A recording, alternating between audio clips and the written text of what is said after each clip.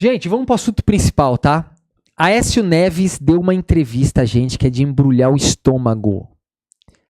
Aécio Neves voltou para a política achando que pode mudar o mundo. Aécio Neves voltou. Ele é deputado federal, né? Só que ele tá no ostracismo, né, gente? Ele continua deputado, ele nunca saiu da política, né? Ele sempre tá mamando lá na política, não para. Mas ele voltou agora do ostracismo, que eu digo, no sentido de se achar um protagonista. E para ser protagonista, ele tá precisando pagar vários micos. E agora ele assume a presidência do PSDB e vai começar a viajar ao Brasil para tentar colocar o PSDB de novo no jogo. Só que para isso, ele tá usando basicamente a estratégia bolsonarista, que é simplesmente ser sem noção. E ele foi num programa aí, tá? Que é um programa que eu acho que é um pouco bolsonarista até, mas nem os caras aguentaram ele, tá? Vamos lá. Ah, guinchado, gente, quer dizer voz esganiçada. Tá certo, Tereza, eu não sabia, eu não conhecia esse termo. Te agradeço, aprendi mais uma, querida. Obrigado, viu? A Tereza falou que a voz guinchada dele, que é assim... né? Tipo, eles dão essas puxadas que eu não consigo imitar aqui, mas eu entendi o que você quis dizer agora. Um beijo, querida. Obrigado. Vamos lá. Mas o dever jornalístico linkado aos fatos do noticiário, ele se impõe, né? E aconteceu ontem uma entrevista feita pela jornalista Daniela Lima com o presidente Lula, o presidente da República, em que ele, me parece que não é a primeira vez, mas mais uma vez se... Eu tenho uma série de perguntas para o senhor, mas o dever jornalístico linkado aos fatos do noticiário, ele se impõe, né? E aconteceu ontem uma entrevista feita pela jornalista Daniela Lima com o presidente Lula, o presidente da República, em que ele, me parece que não é a primeira vez, mas mais uma vez se coloca a ideia de que o radicalismo, essa polarização, né, esse cenário belicoso que o país vive já há algum tempo, aconteceu por sua causa, né? Ele botou a culpa no seu... eu tô exagerando dizendo sua causa, mas ele está dizendo que é por causa depois da derrota, de o senhor ter... dito ou tentado ou feito movimentos jurídicos para contestar a eleição, para ver se tinha havido algum erro. E recentemente, acho que foi o deputado Carlos Sampaio que disse, olha, nada foi encontrado, tá tudo certo. Mas o presidente falou isso, eu acho que é o espaço para o senhor responder e dizer. Nós temos a sonora. Temos o áudio? Então vamos lá. As eleições de 2014 para cá, porque a radicalidade... Peraí, gente, tem alguém me ligando aqui do Mato Grosso. Vamos ver quem é que tá ligando. Alô? Alô, Victor? Oi. É o Leobino aqui de Mato Grosso que ligou pra você aquela vez. Não vou empatar a sua live, não. Eu quero falar só um pouquinho só. Pode falar, querido. Diga. Tudo beleza? Eu adoro seus programas, suas lives. Obrigado, querido. Te agradeço. Eu tava lembrando umas coisas que você falou esse dia aí que... Vou falar... Sobre o negócio das temas dos bolsonaristas, eu lembro, esse dia mesmo eu ia para a fazenda que eu trabalho aqui, o gerente é bolsonarista, né? Aí nós íamos para Pedra Preta, aí ele passou perto do JBS, que é o frigorífico aqui da cidade que eu moro, né, Pedra Preta. Sim, sim. Aí ele ficou falando assunto de Lula e já falou assim, esse JBS mesmo aqui é do Lula, não sei o quê. Ai, meu Deus do céu. Eu falei, meu Deus, eles comprou o JBS e deu pro Lula. O cara acha que a JBS é do Lula. Ai, meu Exato, Deus do céu. Fazenda, não sei o quê, o sítio lá, 3 sítios do Atibaia, não sei o quê, e as fazendas do Lulinha, não sei o quê. Eu falei, vixe, eu vou até deixar ficar quieto, porque se eu dentro da caminhonete, se fosse para alguma coisa, para que ele tem que jogar pra fora a caminhonete.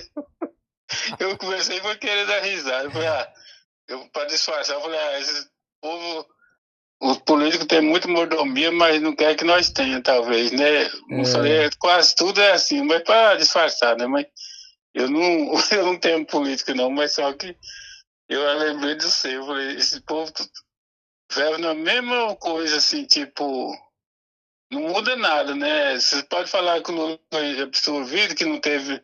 Ele não foi nem condenado e eles não acreditam. Só vai falando essas coisas. Aqui a maioria tem muito lulista aqui, mas a maioria é bolsonarista. Sim, também, sim, sabe? Mato Grosso com certeza Maria é bolsonarista por conta do agro, né? Mas é um absurdo. Isso.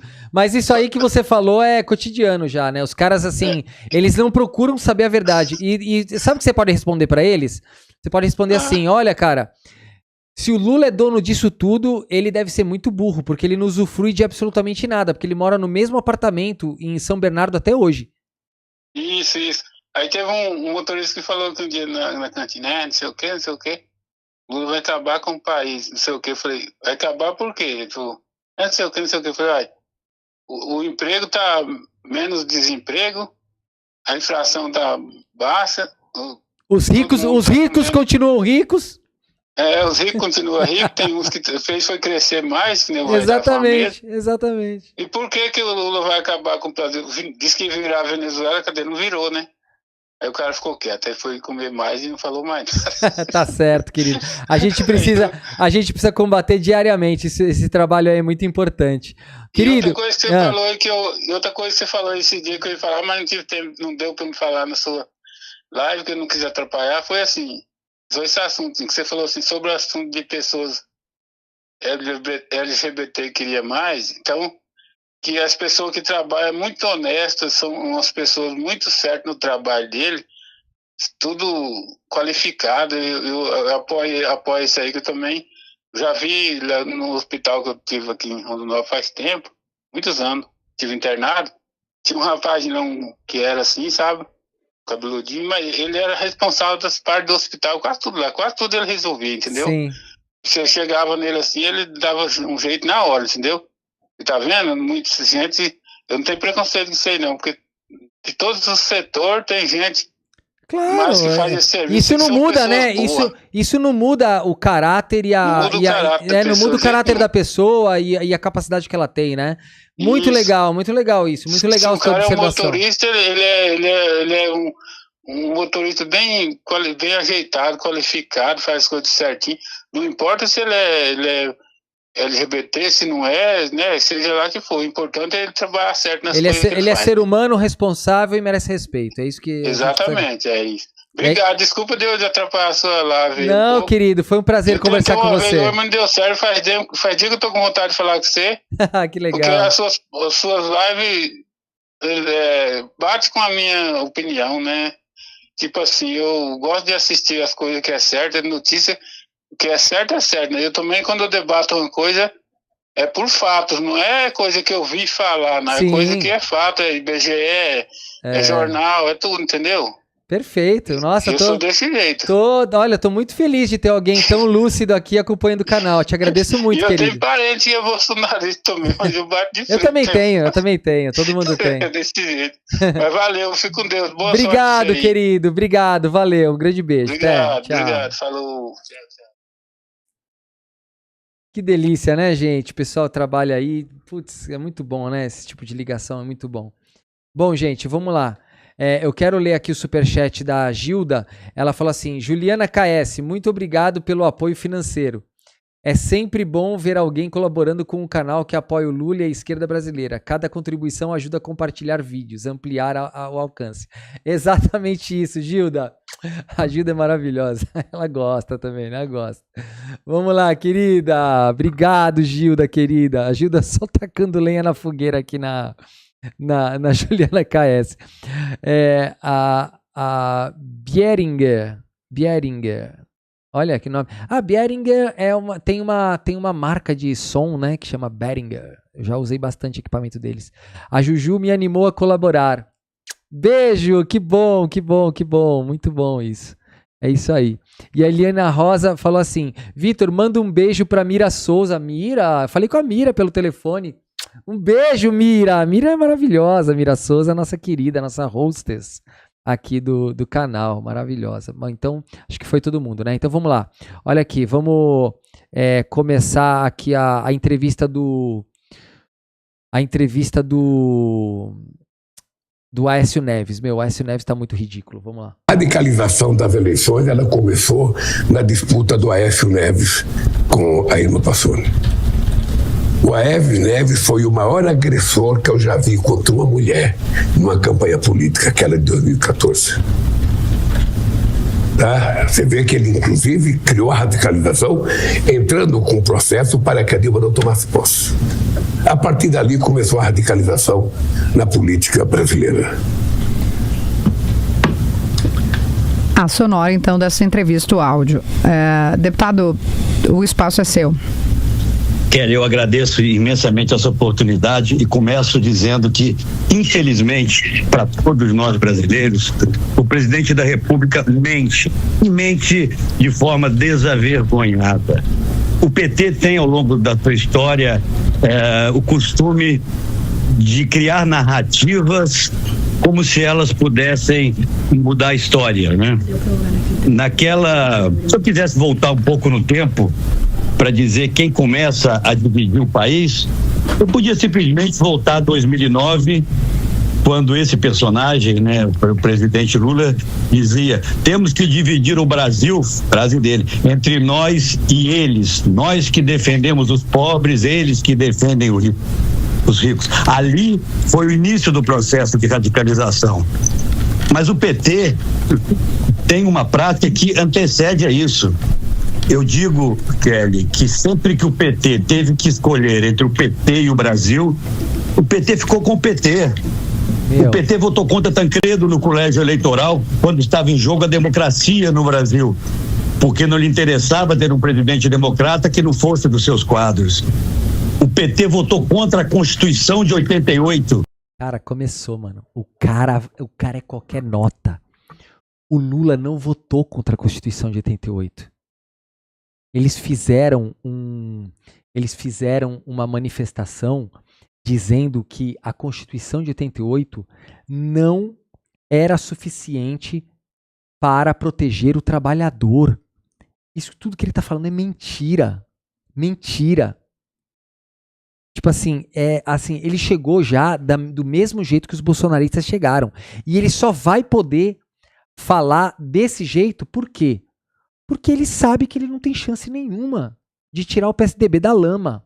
Detalhe, o PSD do Kassab, PSD de dado do Kassab, acabou de tirar, eu não sei se foram 6 ou 8 deputados do PSDB. Acabou. O PSDB afundou. São Paulo não tem mais PSDB, acabou. Eu não sei nem o que ele vai fazer. Ele vai pegar dinheiro do fundo partidário e viajar por aí. Pouca gente se lembra disso.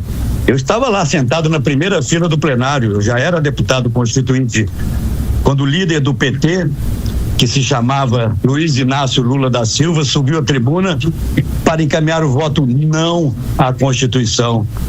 O PT votou contra o Plano Real, que acabou com a inflação no Brasil, mais perverso dos impostos, porque achava que isso poderia... né? Mas foi o Lula, né? Que equilibrou as contas, pagou a dívida externa e ainda deixou mais de 300 milhões de dólares de reserva cambial, né? Coisa que o PSDB não chegou nem perto de fazer. Tem mérito. O Plano Real tem mérito. Mas o que o Lula fez... Desculpa, vocês não chegaram nem no dedão. Nem na sujeira do dedinho mindinho do Lula. Desculpa, não dá. Queria dar algum ganho político a um partido adversário. E foi assim ao longo da história. Em 2014, Kelly, eu tive um embate duro com a candidata Dilma. Tudo que eu dizia que ia acontecer no Brasil, a quebradeira, a corrupção generalizada na Petrobras. Aécio Neves, você é um mentiroso, não teve quebradeira nenhuma, você mente. Não teve quebradeira. É tudo mentira. Vocês é que inventaram esse negócio de quebradeira. Me mostra, cadê a quebradeira? Qual quebradeira que teve no país? Não teve quebradeira nenhuma. Cara, ele é muito mentiroso. As pessoas que são ricas hoje ficaram ricas quando abriram suas empresas nos governos do Lula. Melhor época de tudo. E no governo Dilma também não tinha quebradeira. Vocês é que articularam um esquema para dizer que era quebradeira. A corrupção não foi feita pelo Lula. A corrupção foi feita pelos partidos da sua laia. MDB, PL, PP, PSDB. Não teve nada a ver com o Lula. Cara, bizarro. Petrobras, nos fundos de pensão, tudo ficou comprovado.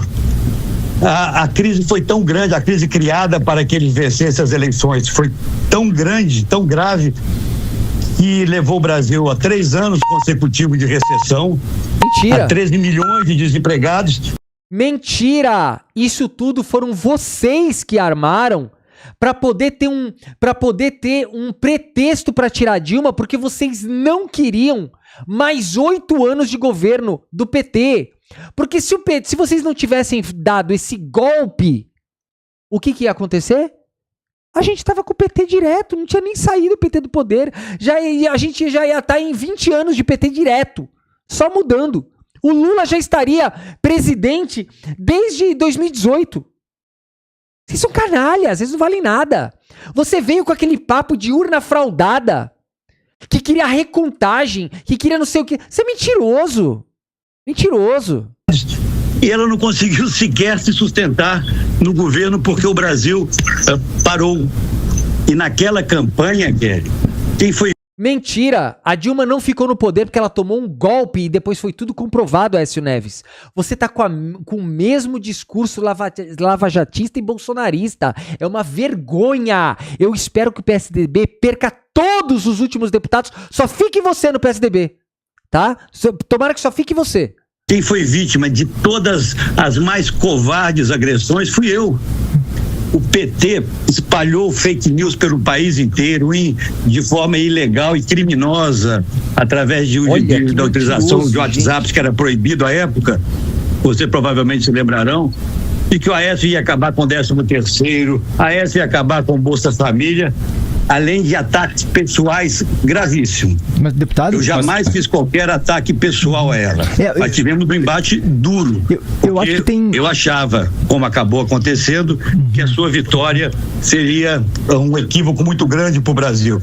E ali, Kelly, para concluir essa minha fala, por favor, fica à vontade. Ali o Brasil tomou o caminho errado.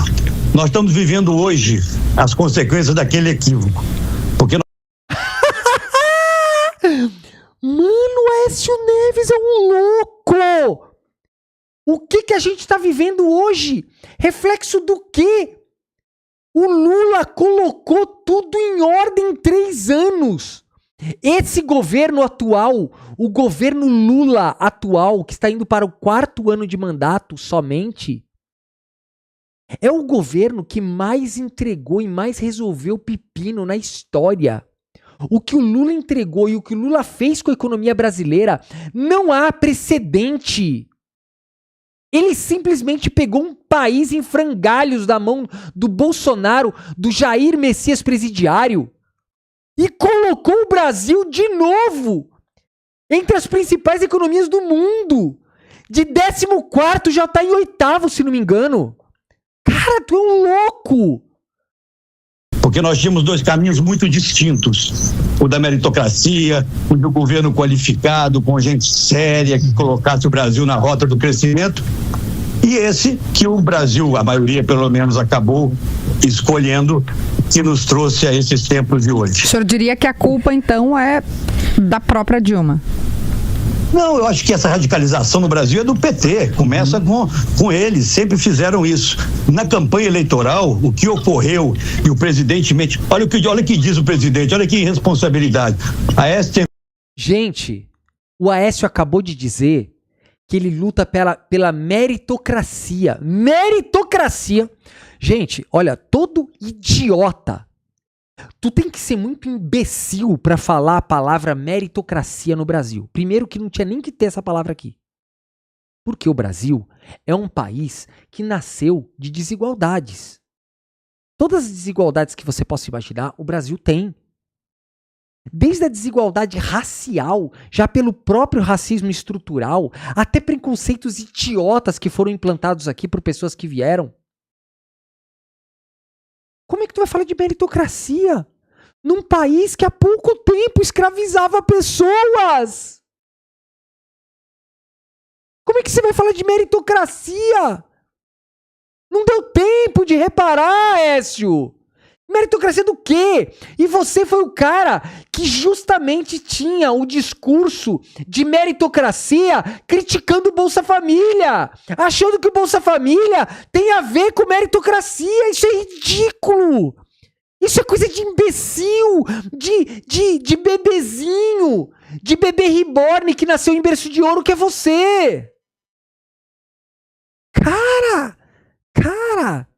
tentou impedir a posse da presidente Dilma.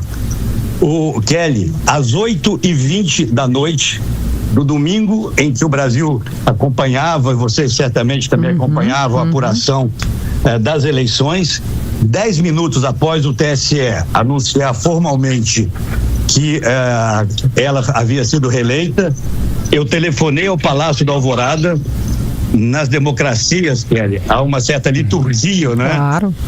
Onde o derrotado, no momento em que se comunica com o vencedor, está assumindo ali o resultado, a sua derrota. Telefona, eu liguei, né, para a presidente no Palácio da Alvorada, ela me atendeu, ainda disse, boa noite, candidato. Eu falei, não, presidente, não sou mais candidato. Estou ligando para cumprimentá-la pela vitória, dizer que a senhora tem uma missão enorme pela frente, que é reunir.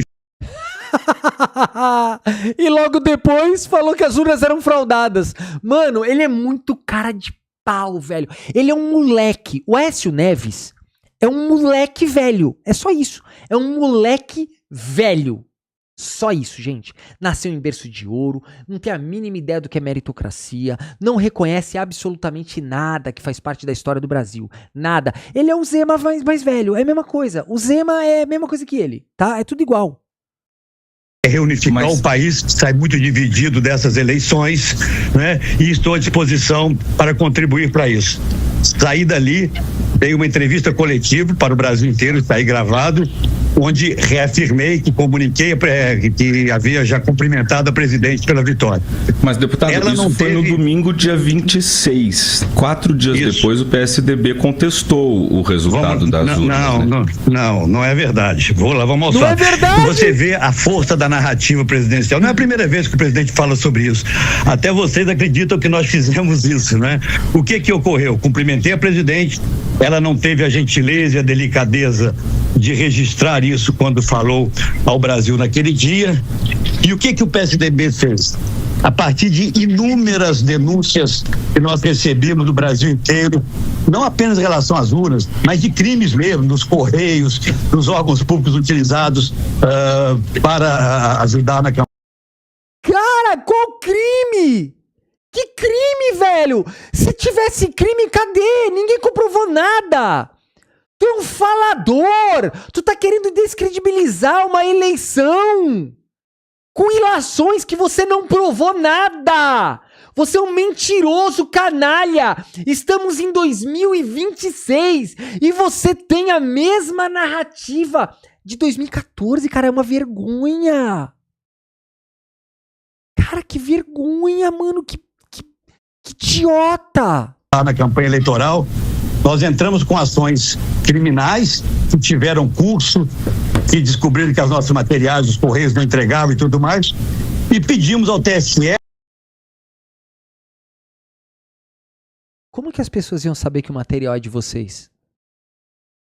Se vem tudo embalado, fechado, como é que alguém ia saber?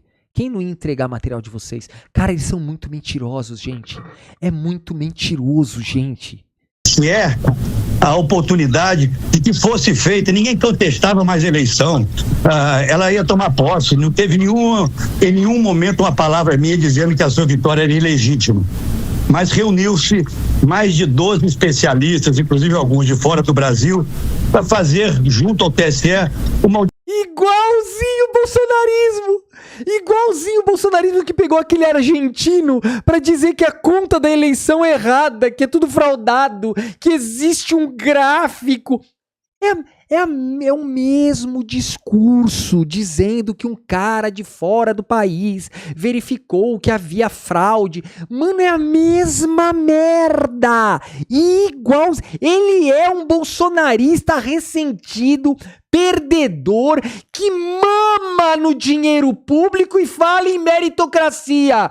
Ele é o mesmo bosta que nasceu em berço de ouro, nunca trabalhou, vive de cargo público a sua vida inteira, representando a elite brasileira e fala que luta pela democracia. Mano, olha, é inacreditável. Uma auditoria nas urnas. Era uma dúvida que o Brasil tinha. As urnas são inexpugnáveis? Até hoje tem gente que tem essa dúvida. Eu não tenho. Não, ninguém tem essa dúvida. Já tá mais do que provado. São 30 anos sem absolutamente nenhuma prova contra as urnas. 30 anos! Ninguém, nem hackers, dizem que é possível. Os hackers dizem, é impossível. O hacker da Zambelli disse, não dá, é impossível. Cara, ele tá de novo colocando esse apito de cachorro pra esses merda começarem a contestar as coisas, cara. Cara, que lixo, que discurso criminoso desse bosta.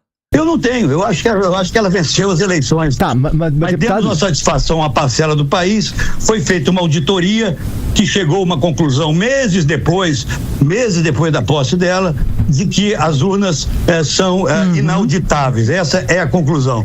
A contribuição qualificou. A conclusão é de que as urnas são inauditáveis.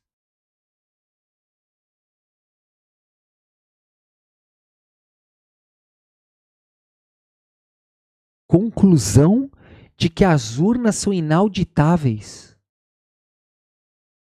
Ô cara, como é que tu vai falar que uma coisa é inauditável se tem o teste de integridade antes? É impossível. São mais de 500 mil de urnas.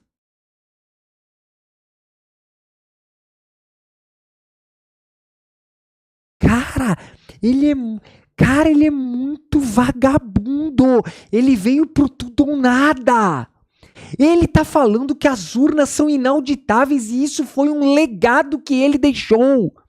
O único legado que esse bosta deixou é que as urnas são inauditáveis. É só prender.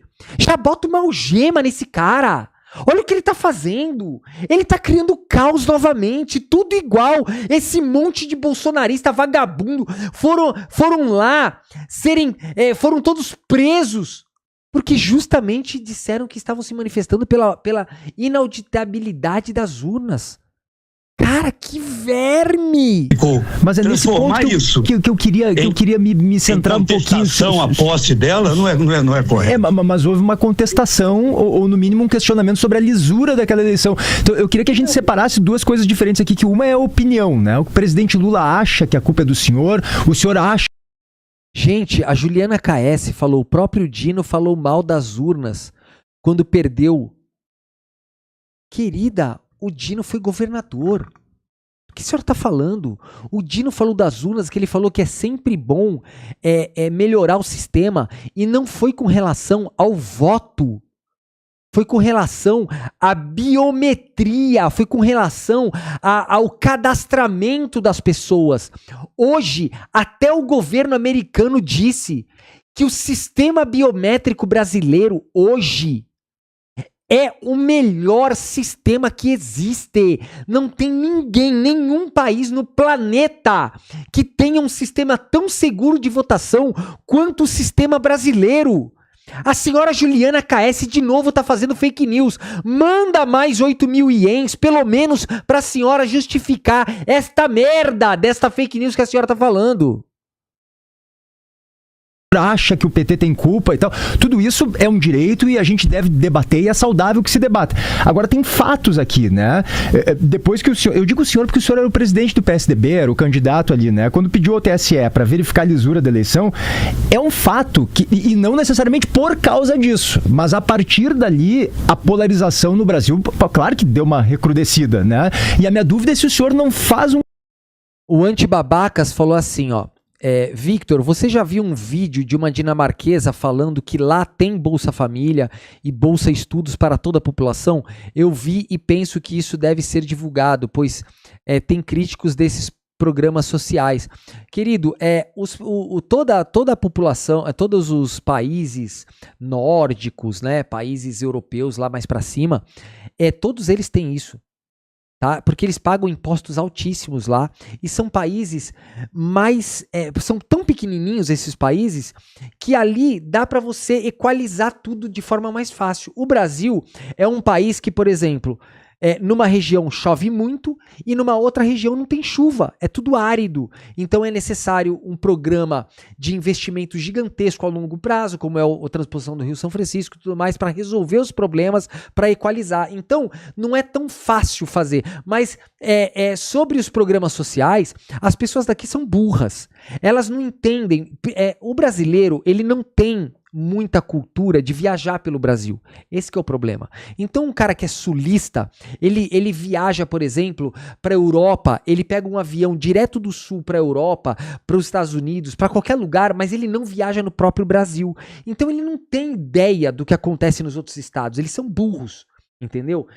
Infelizmente é assim que funciona. Então eles acham que a região deles ali é igualzinha à região do Nordeste. E aí ele fala, o Nordeste não se desenvolve porque as pessoas são preguiçosas. Ele não entende que uma pessoa que mora lá no meio do sertão nordestino tem que andar com um balde de água por 20 quilômetros, tá? E demora o dia inteiro, perde um dia para poder beber água. Entende? Então eles não entendem, eles são burros. É uma coisa que é difícil de você resolver, a burrice dessa gente, né? Vamos lá. Faz um meia-culpa, se o senhor não errou, se o senhor não acha que foi... Tanto que depois naquela gravação, que eu sei que o senhor não gosta de falar nisso, e é um direito também, mas que o... Juliana KS, eu nunca disse que o Brasil não tem problemas, e não tem. Eu tô falando que o Brasil tem o único presidente que consegue diminuir a pobreza no Brasil. Ele foi o único presidente que conseguiu todos esses números. Não teve nenhum presidente que chegou perto do que o Lula fez. O Lula é o único que consegue. Se fosse o Bolsonaro que estivesse fazendo entregando os mesmos resultados do Lula, eu estava elogiando o Bolsonaro. Mas o Bolsonaro, a única coisa que ele queria era dar um golpe de Estado no Brasil para ficar bilionário. É só isso. Igual um monte de general ficou rico. Como que general ficou rico? É porque eles roubaram muito. Aí tem idiota que fala, no período militar não teve roubo, ninguém comprovou roubos no período militar. É óbvio, idiota! É porque se alguém falasse de corrupção no governo militar, morria, ô idiota! Era um golpe de Estado armado, burro! Caraca, mano, é inacreditável, vamos lá. Mas que o Joesley Batista gravou, enfim, que o senhor dizendo que fez isso também pra encher o saco deles, que eles eram muito sacanas com o senhor fez pra encher o saco. Eu queria saber se o senhor não faz nenhum meia-culpa, se de fato ter entrado na justiça naquele momento, com os ânimos muito acirrados, se isso não piorou ou não ajudou o Brasil a entrar numa polarização que poderia ser um pouquinho menos violenta. Mas quem que entrou na justiça? O PSDB.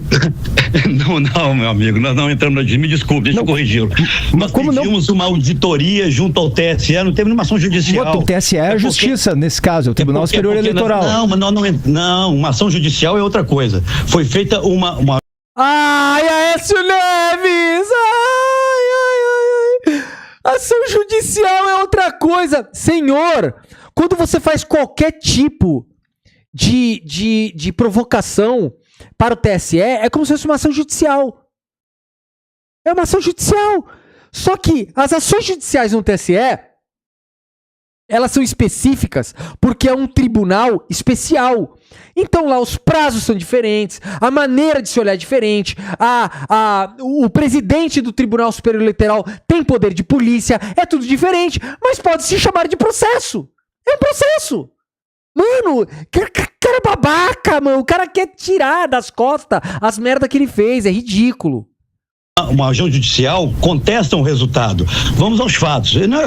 Tudo bem, eu aceito que você tenha essa mesma visão do presidente. Não, mas não é a mesma visão do presidente. Não é a mesma visão do presidente. Senhor, desculpa, deixa eu lhe corrigir. Vocês estavam pedindo a verificação da lisura da eleição. Isso é um fato. Nós queríamos saber, como muita gente no Brasil quer saber, né, se as urnas eletrônicas são passíveis de alguma manipulação. Foi feita uma auditoria, não foi feita por mim, nem pela justiça, por técnicos, professores de universidades, uma contribuição. Meu Deus do céu! Cara, as urnas sempre foram auditadas desde que existem. As urnas são acompanhadas por várias universidades, por Polícia Federal, são acompanhadas por técnicos avulsos que se inscreveram para fazer o acompanhamento desde o início até a lacração de cada urna, distribuição e depois verificação pelos boletins de urna. O próprio teste de integridade feito no dia da urna é acompanhado por todos os partidos. Inclusive, o código-fonte da urna é liberado 1 ano antes para verificação e testes. Todos os partidos, além das universidades, além da polícia, além da sociedade civil, todos os partidos têm direito a acompanhar cada passo da urna. Você é um mentiroso, ignorante. Você é ignorante, mentiroso. Você tá de má fé tentando botar o PSDB de novo no jogo político que não vai acontecer, porque você é um ignorante. Você tá usando estratégia bolsonarista, isso não pega mais. Beleza? O PSDB nunca vai ter um voto bolsonarista. Quem é bolsonarista, o cara vai preso pelo Bolsonaro porque é um bosta. Agora nenhum bolsonarista vai acatar vocês como os paladinos da urna fraudada. Não vai. Isso aí o Bolsonaro já é dono. Essa pauta aí o Bolsonaro já é dono. Vocês não vão conseguir tirar essa pauta. Nenhum. Eu acho que é bom para o Brasil e para as urnas eletrônicas. As urnas eletrônicas foram instaladas e criadas quando eu era o presidente da Câmara. Eu acho que foi um avanço extraordinário. O que nós fizemos foi, atendendo uma demanda de parte do Brasil, pedimos uma auditoria. E nunca houve contestação de resultado da eleição, nunca houve impedimento de posse. O presidente já falou que eu pedi recontagem de votos, como se isso fosse real. Como é que você vai pedir recontagem de votos? Anderson Graciano, um beijo para você, querido. Obrigado, meu irmão. Isso, foi feita uma auditoria, a auditoria chegou a uma conclusão de que as urnas são inauditáveis e a presidente tocou a sua vida e infelizmente. A auditoria concluiu que as urnas são inauditáveis. Mano, prende esse cara. Ele tem que ser processado.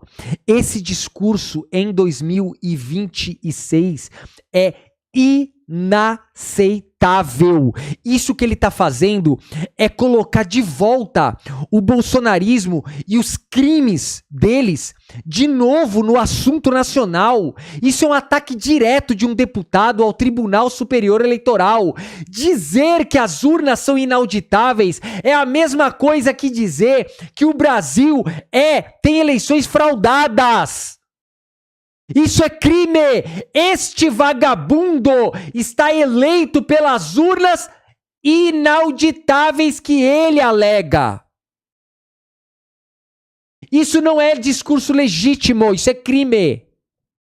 Infelizmente, nos trouxe a essa situação que nós ainda vivemos hoje. Deputado, deixa eu, assim, né, lhe acompanho há muito tempo e eu sei que o senhor tem uma leitura política bastante apurada das coisas. O senhor atribui ao que essa fala do presidente Lula? Porque o PSDB, né, não seria o maior adversário hoje para uma campanha de 26, né, para a campanha desse ano. Por que ele voltou nessa ideia de que a culpa é do PSDB, que é do... O que o senhor lê, assim, dessa história toda? Olha, Kelly, eu assumi, como você sabe, a presidência do PSDB. Por uma razão. Eu já fui presidente do PSDB lá atrás, exatamente, né, por quase 5 anos, exatamente quando construí essa candidatura presidencial, né? E reassumo agora com o objetivo de recolocar o PSDB no jogo político. Um partido como o PSDB, a ausência de um partido como o PSDB na discussão política faz mal ao Brasil. A ausência do PSDB faz mal ao Brasil? A ausência do PSDB faz tão mal ao Brasil que a gente nunca precisou de vocês pra nada e o Lula entrega os melhores números da história brasileira em 3 anos. 3 anos. Porque o 4º ano a gente acabou de entrar, nem começou o 4º ano, o mandato. No 4º ano ainda. Acabamos de sair do recesso. Em 3 anos, ninguém sentiu falta de vocês. Ninguém. Nem a oposição. A pessoa mais importante do PSDB saiu do PSDB e é vice do Lula. E você, que tá fadado ao ostracismo, um cara que fala de meritocracia, tendo nascido em berço de ouro e tendo vivido todo o tempo de cargo público. Cara, tu é patético, mano. Você tinha que ter vergonha. Você tinha que se aposentar, é patético. Eu não sei como alguém vota em você. Cara, como alguém vota nesse cara, mano, é ridículo. O cara que vota nesse cara, ele é 50 vezes pior que ele. Cara, que... Mano. Cara, eu quero agradecer aqui, tá? Só uma pausa rápida. Eu quero agradecer a Sandra F, tá? A Sandra F acabou de mandar 50 assinaturas para a live. Eu vou repetir. Ela mandou 50 assinaturas da live, igualando o recorde de hoje do nosso querido Clemente Moreira. Só ela e o Clemente Moreira, só hoje na live da noite, eles enviaram 100 assinaturas de presente para a live. Sandra F, um beijo no teu coração. Muito obrigado, tá bom? Muito obrigado. Todos nós agradecemos vocês e eu quero, de novo, assim como fizemos pro Clemente Moreira, vamos encher de corações, tá? Vamos encher de corações o nosso chat, tá? Tanto no Face quanto no YouTube. Por favor, coloque um monte de coraçõezinhos para agradecer todos os presentes que ela deu para os inscritos do canal aqui, tá? São 100 assinaturas só hoje. E você que ganhou a assinatura, por favor, mantenha a assinatura. Custa só R$4 por mês. Vitor, são R$4 por live? Não. São R$4 por hora? Não. São R$4 por dia? Não. Por semana? Não. A cada 15 dias? Não. São R$4 por mês. Então, por favor, quem puder, mantenha a assinatura, tá bom, queridos? Isso faz parte, isso é uma grande ajuda para a live, tá bom? Eu agradeço muito a todos vocês. Muito obrigado, queridos. Muito obrigado. Vamos lá. Eu não sei se o presidente já percebe que nós estamos nos reorganizando.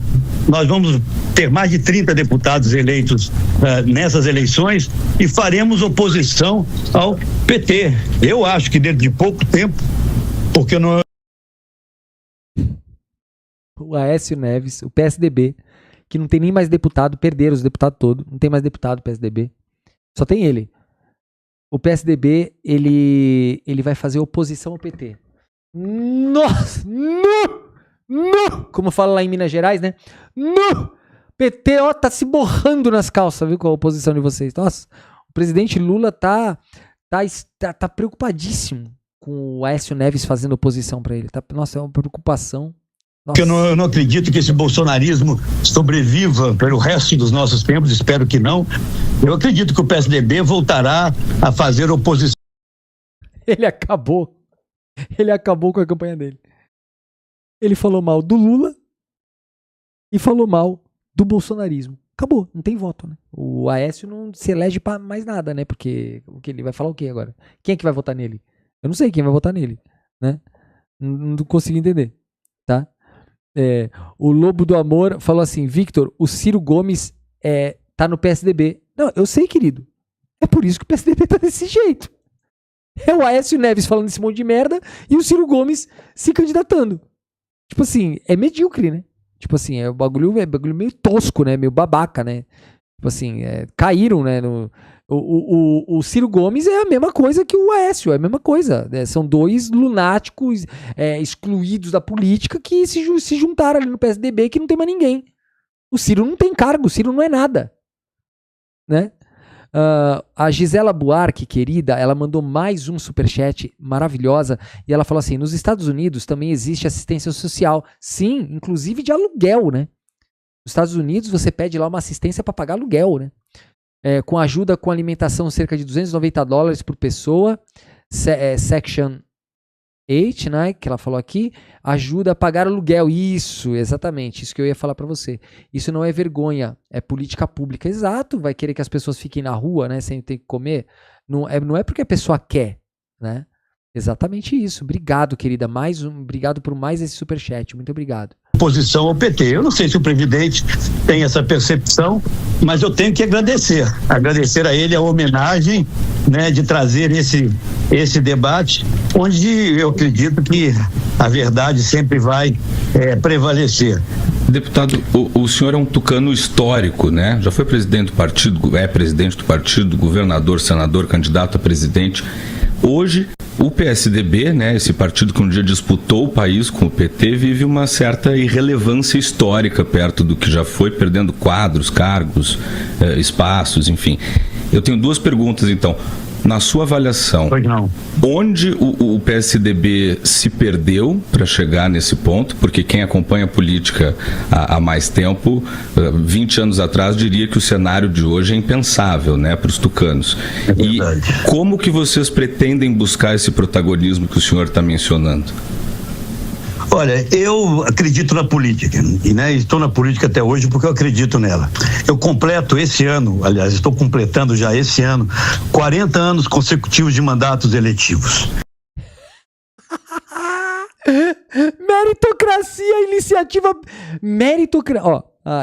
44 anos vivendo de cargo eletivo. Ele vive de campanha, 44 anos, e ele fala que é a favor da iniciativa privada, meritocracia. É ele. Não tem nem sentido o que ele falou, né? Esse é o cara da meritocracia. Ele é filho de político. Família, né? Ele é descendente de uma família política. Ele só conseguiu virar político por conta dos seus antepassados. Colocaram ele na política. Ele é de família rica. Nasceu rico. Tipo assim, ele não tem mérito de absolutamente nada. E fala de meritocracia. Mano, é bizarro.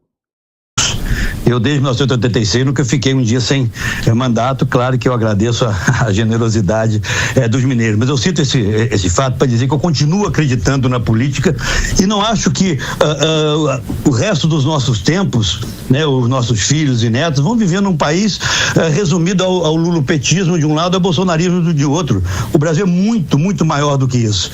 Essa pregação, eu acredito, ela vem ganhando espaço. Nós temos uma parcela, de brasileiros hoje, talvez metade do Brasil, eu excluo aí os 30% fiéis ao petismo, historicamente fiéis a eles, talvez os 20% fiéis ao que o Bolsonaro representa, mas tem uma parcela do Brasil que tem votado não, porque tem uma rejeição grande ao Lula, vota não ao Lula, votando no seu adversário, que hoje mais forte é representado pelo bolsonarismo, e vice-versa. O PSDB tem que fazer um esforço enorme, eu sei que não é simples, é difícil, tem que fazer um esforço enorme para dar uma opção de voto sim a essas pessoas. Olha, eu tenho os pés no chão. Nós não temos hoje musculatura para apresentar uma candidatura própria, pelo menos nesse momento. O que não é algo também possível de acontecer se o quadro se resumir a Flávio Bolsonaro de um lado e Lula de outro. Mas eu estou reorganizando o partido no Brasil inteiro. Comecei minhas viagens aí ontem pelo Rio Grande, tenho uma agenda enorme agora em fevereiro e março pelo restante do Brasil.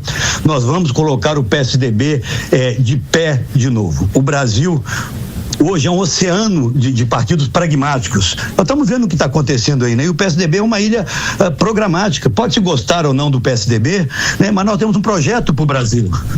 Então é isso que eu tenho dito, é um esforço grande, não vamos de uma hora para outra voltar a ser o que nós éramos, mas depois do que aconteceu em 22, que talvez tenha sido um momento mais difícil nosso, quando a direção do partido, comandada pelo ex-governador de São Paulo, João Dória, subordinou o projeto nacional do PSDB ao seu projeto de São Paulo, de todas as formas, com grande parte dos recursos do partido indo para lá, o que fez com que nossa bancada caísse no Congresso de 32 para 14 deputados.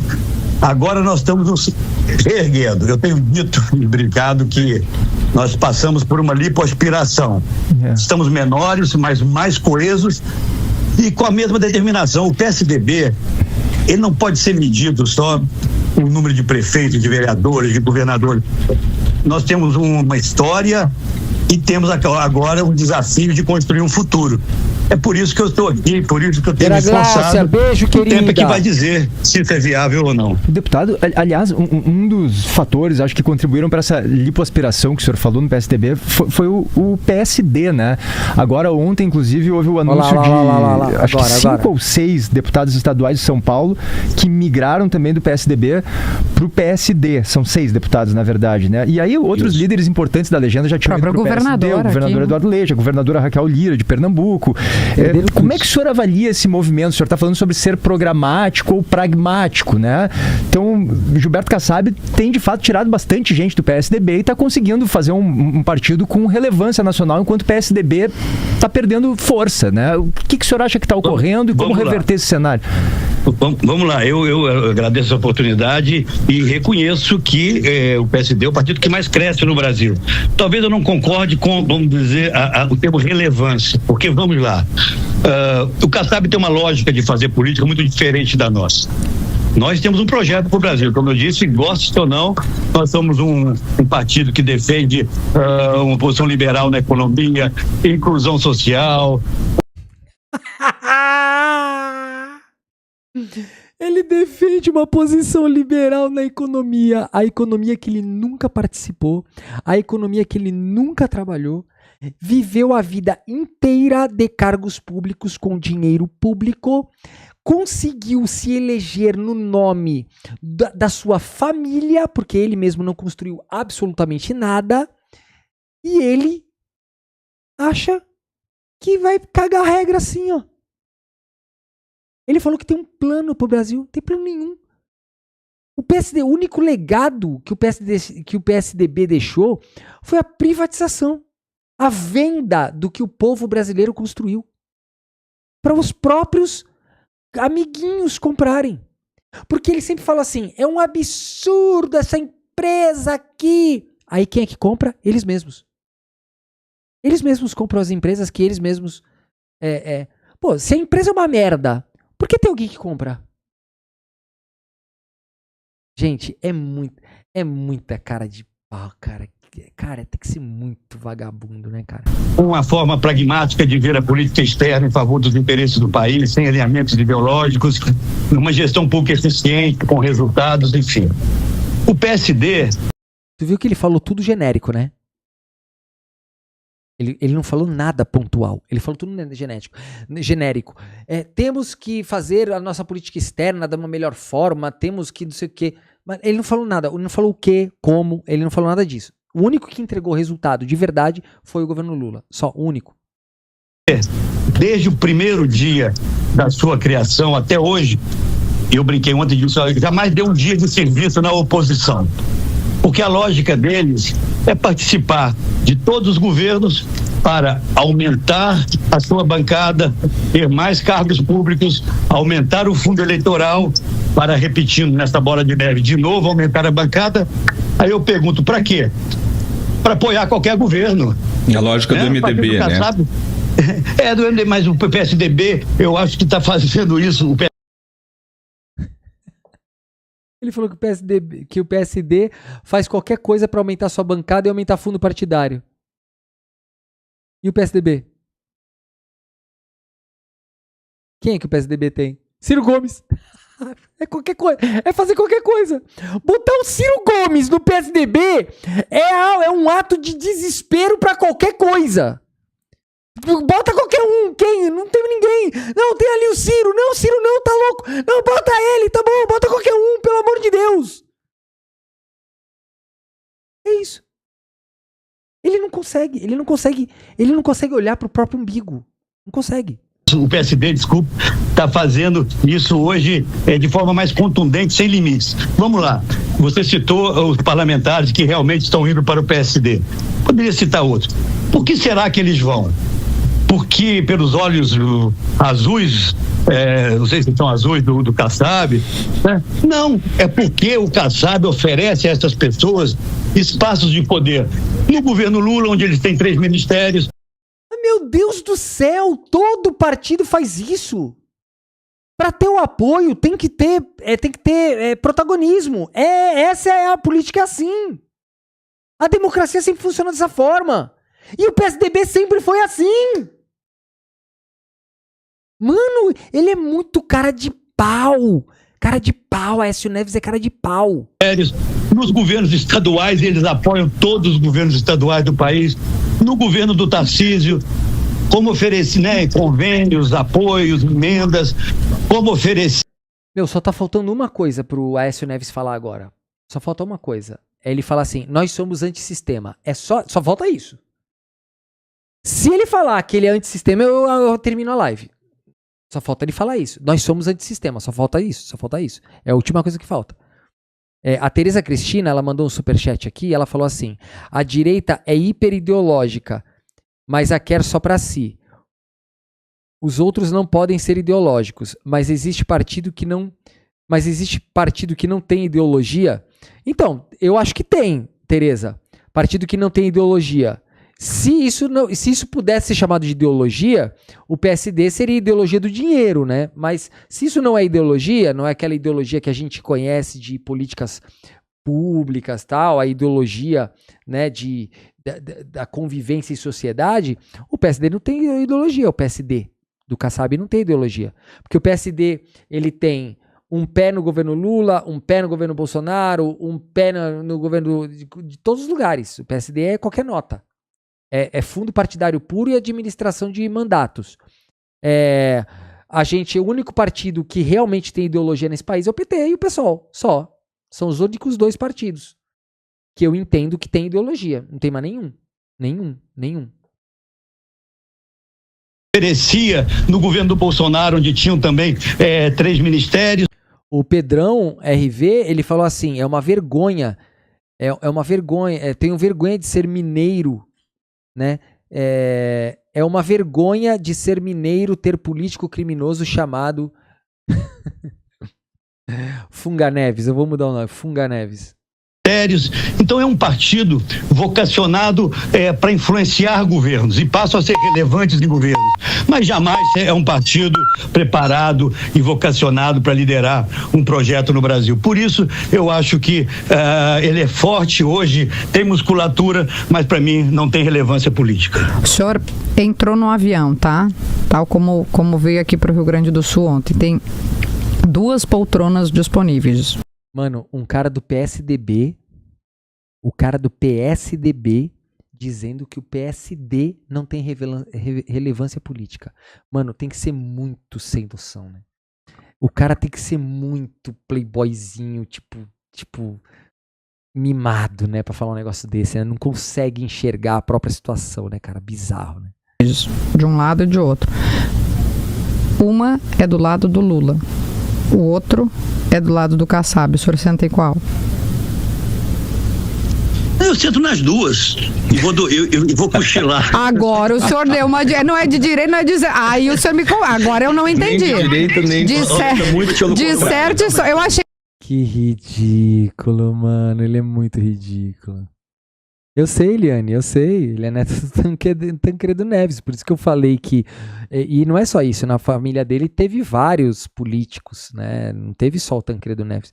Mas assim, ele só conseguiu entrar na política por conta da sua família, mais nada. Ele não tem nenhuma relevância em absolutamente nada. Eu achei que o senhor ia dizer, eu vou de pé. Eu vou lá na cabine. Agora o senhor vai ter que me explicar que eu sento. O Rio Grande é longe de Brasília, muito cansativo. mas deixa eu te dizer. Não, por favor, a palavra é sua, por favor. Obrigado. Porque às vezes, Kelly, né, passa-se uma coisa de que não são inimigos e tal. O Lula é um encantador de serpentes. Eu fui governador de Minas Gerais 8 anos com o Lula presidente da República. Conversávamos sobre tudo. Ele foi, do ponto de vista, vamos dizer, administrativo, correto, republicano com Minas Gerais. Não que tenha ajudado, mas foi correto, não prejudicou o Estado. Eu sempre tive uma relação amena com o presidente Lula. Volta e meia ele me ligava para pedir lá uma cachaçinha que a gente fabricava na nossa fazenda. Que ele o Brasil realmente é uma coisa... Eu me lembro dessa boa relação. Para tomar uma cachaça mineira, que é muito boa, aliás. Se eu dizer melhor, o pessoal de Santo Antônio da Patrulha vai ficar bravo comigo. Uma cachaça... Olha o que ele quis dizer. Olha só como ele é baixo. Olha como ele é baixo, gente. Ele tem que falar isso aqui, tá? Olha como ele é baixo. Amena com o presidente Lula. Volta e meia ele me ligava para pedir lá uma cachaçinha que a gente fabricava na nossa...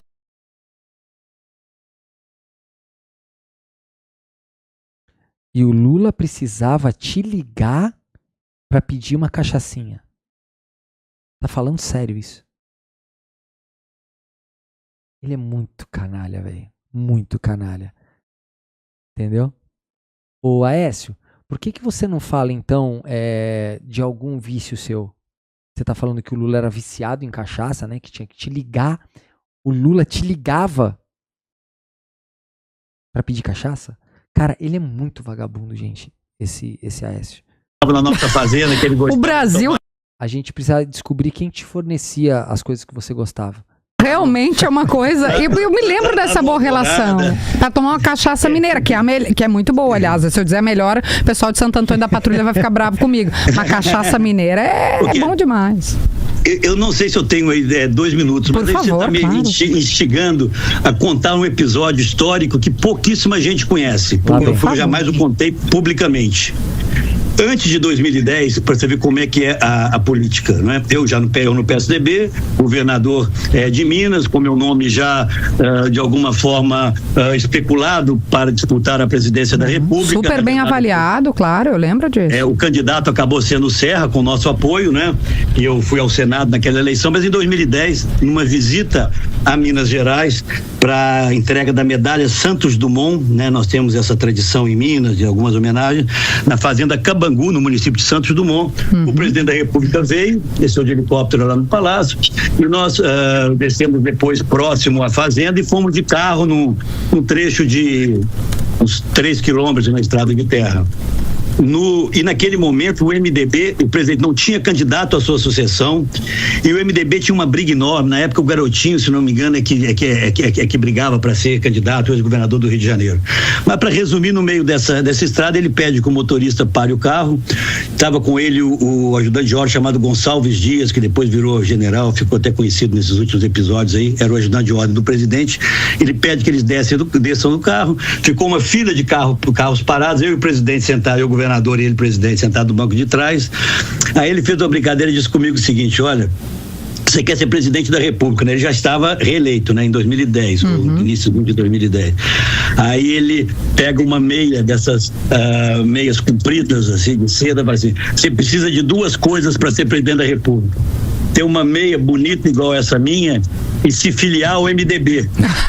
Se você filiar o MDB, você pode ser o meu candidato à presidência da República. Então, o Brasil realmente, ele não é para amadores. O registro histórico que eu estou fazendo aqui. Logo depois, algumas pessoas que estavam no nosso entorno, né, tiveram, obviamente, notícia da conversa. Ele estava fumando uma cigarrilhazinha, café creme, me acendeu uma também. Pense em vir para o PMDB, para você ser o candidato à presidente da República. Eu falei, presidente, eu não tenho como sair do PSDB, né? Eu nem estou com essa obsessão. Talvez um dia, quem sabe, se as condições, né, der essa oportunidade, né, eu possa pensar nisso. Não saí, a conversa, não voltamos a falar sobre esse assunto, e ele acabou sendo candidato com o MDB, lançando a Dilma com o Michel Temer na vice dela. Só para você dizer, quer dizer, você vê que na política é uma loucura. Nem é tudo que parece. Cara, assim, ele pode contar qualquer história que ele quiser, né? Eu não sei se isso faz parte da imunidade parlamentar. Ele fala dos outros, contar coisas que ele não pode provar, colocar contextos para tentar modificar a linha de um outro candidato. É só bobagem. Esse cara é um desnorteado.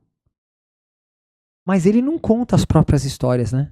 parece na Imagina, o senhor seria o candidato do MDB, a Dilma sua vice? Imagina que grande... Futuro distópico. Que né? loucura. Posso dizer que o Brasil ia ter se dado muito melhor, viu? Não tenho Bom, dúvida. tá aí é o seu direito, Gabriel, né? Deputado, nosso tempo está se esgotando. O Yuri já fez sinal aqui pra mim, mas Vou pedir para o senhor ser bem sucinto. Tem uma última pergunta, porque não dá para perder essa oportunidade. A gente está vivendo esse momento de crise profunda no Supremo Tribunal Federal, né? Boa. Então eu queria saber a sua avaliação sobre esse momento de código de ética, suspeição de ministros, contratos suspeitos. O que está havendo com a justiça brasileira, na sua visão? Talvez essa seja a questão mais grave e preocupante que o Brasil vive hoje. Eu acho que nós permitimos que todos os limites fossem ultrapassados, e eu posso garantir a vocês que uma boa parte do Congresso Nacional vai se debruçar, talvez pela primeira vez, com possibilidade de avançar, estabelecendo novas regras, inclusive revendo a questão da vitalicidade. Eu, pessoalmente, claro que não é isso que vai resolver, mas me preocupo muito com essa eternização de ministros que são indicados hoje muito mais pela sua idade precoce do que pelo conhecimento efetivo, né, pelo notório saber jurídico, porque a questão da LOMAN, da Constituição, não tem sido respeitada nesse caso. Elevar... Ele atacando esse cara, esse ignorante, atacando o Supremo Tribunal Federal. Mano, a gente é qualquer nota, é qualquer bosta. A idade mínima para 50 anos é um primeiro caminho, mas quem sabe estabelecer mandatos de 10 anos para o ministro Supremo. Não pode ter mandato. A segurança jurídica no país ia desabar, não pode ter mandato. Eu até acho conveniente você colocar uma idade mínima, por exemplo, de 40 anos, 45 anos. Pode até aumentar essa idade mínima. Porque 35 realmente eu acho que é muito novo para ser ministro. Agora, eu nem sei se é 35, acho que é 35. Agora, você dá um mandato para ele, isso acaba com a segurança jurídica. Isso destrói a segurança jurídica. Tu imagina sabendo que 10 anos coisas podem ser modificadas drasticamente. Não pode, isso está totalmente errado. Eu sou totalmente contra. Eu sou totalmente contra mandato para ministro do STF. Tem que estar do jeito que está. A segurança jurídica só vem com o tempo. É um absurdo isso. Seja uma contribuição nesse momento em que o Supremo realmente tem ultrapassado limites. Olha, o Supremo tem ultrapassado limites. E ele falando de urna fraudada. Cara, esse cara aqui não vale R$1. Não vale nada. Lixo. Tá? Lixo.